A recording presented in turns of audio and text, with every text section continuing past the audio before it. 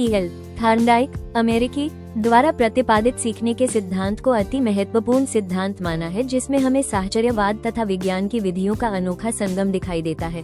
Thorndike ने 1898 में अपने PhD शोध प्रबंध, जिसका शीर्षक एनिमल इंटेलिजेंस था, इसमें पशु व्यवहारों के अध्ययन के फल स्वरूप ही इन्होंने सिद्धांत दिया।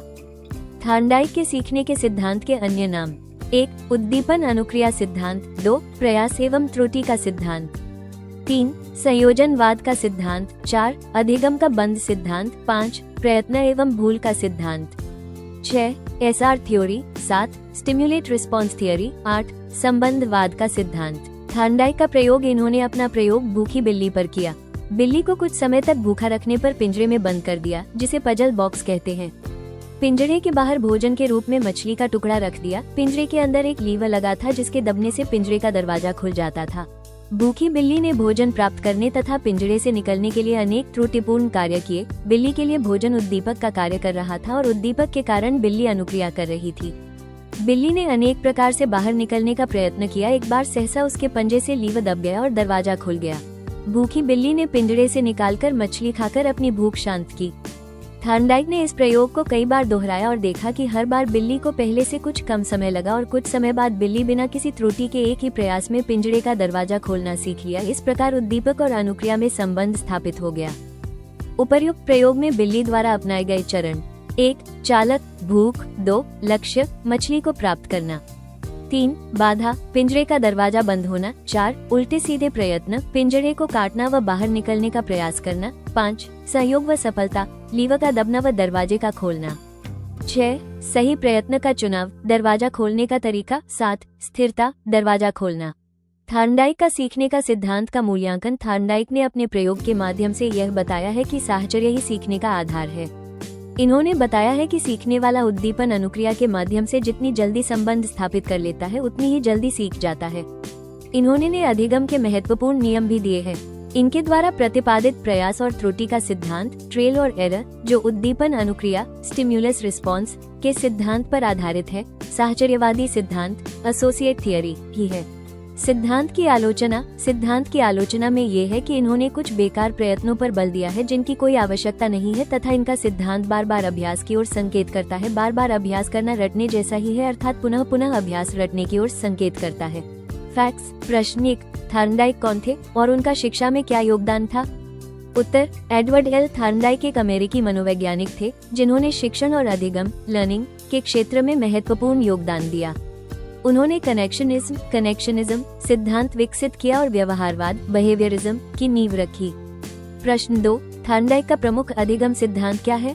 उत्तर: थार्नडाइक ने प्रयास और त्रुटि ट्रायल एंड एरर अधिगम सिद्धांत प्रस्तुत किया, जिसमें उन्होंने बताया कि सीखना धीरे धीरे सुधारों के माध्यम से होता है। प्रश्न -3. थार्नडाइक ने अपने प्रयोग किस पर किए थे? उत्तर: थार्नडाइक ने अपने प्रयोग मुख्य रूप से बिल्लियों पर किए थे। उन्होंने पजल बॉक्स नामक उपकरण का उपयोग किया, जिससे ये समझने की कोशिश की कि जानवर कैसे सीखते हैं। प्रश्न 4. थार्नडाइक का प्रयास और त्रुटि सिद्धांत क्या बताता है?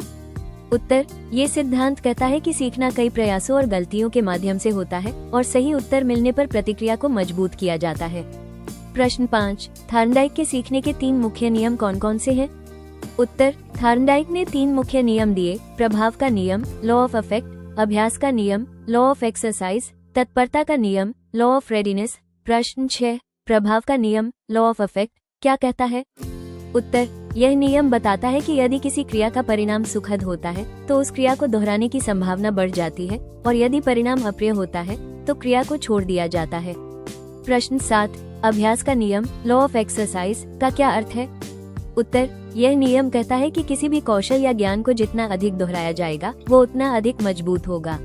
प्रश्न 8. तत्परता का नियम लॉ ऑफ रेडीनेस क्यों महत्वपूर्ण है? उत्तर: यह नियम बताता है कि यदि व्यक्ति मानसिक और शारीरिक रूप से सीखने के लिए तैयार है, तो अधिगम अधिक प्रभावी होगा। प्रश्न 9. थार्नडाइक के सिद्धांतों का शिक्षा में क्या महत्व है? उत्तर: उनके सिद्धांत कक्षा शिक्षण, व्यवहार प्रबंधन और स्किल डेवलपमेंट में मददगार हैं। वे शिक्षकों को प्रभावी शिक्षण तकनीकें अपनाने में सहायता करते हैं।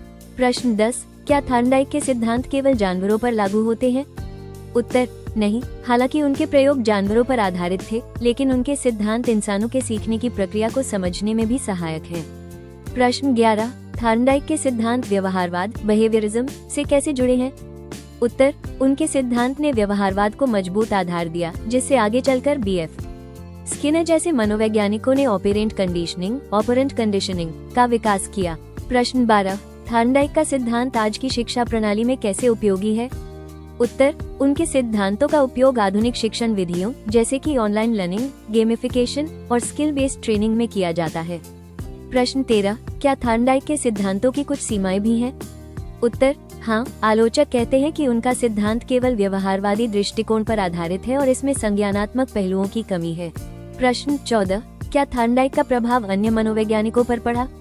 उत्तर, हाँ, बीएफ स्किनर, पावल और वाटसन जैसे व्यवहारवादी मनोवैज्ञानिकों ने उनके सिद्धांतों से प्रेरणा ली और अपने शोध कार्यों में इनका उपयोग किया। प्रश्न 15, थार्नडाइक के प्रयोगों में उपयोग किया गया पजल बॉक्स क्या था?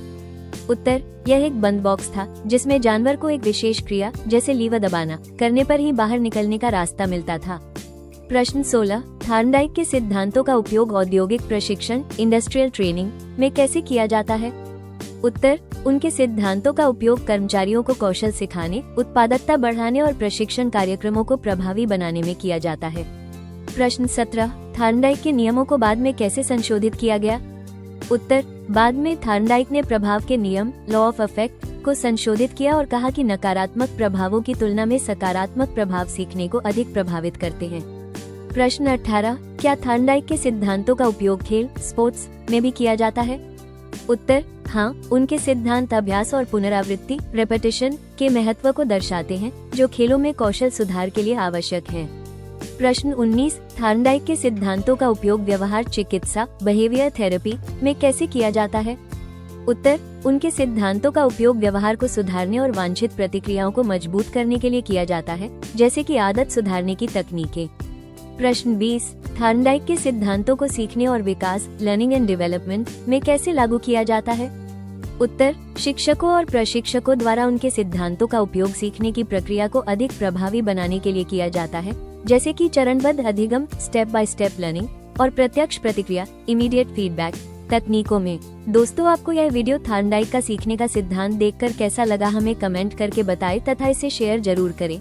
साथ ही वीडियो को लाइक और चैनल को सब्सक्राइब कर लें क्योंकि हम आपके लिए ऐसे ही वीडियो लाते रहेंगे।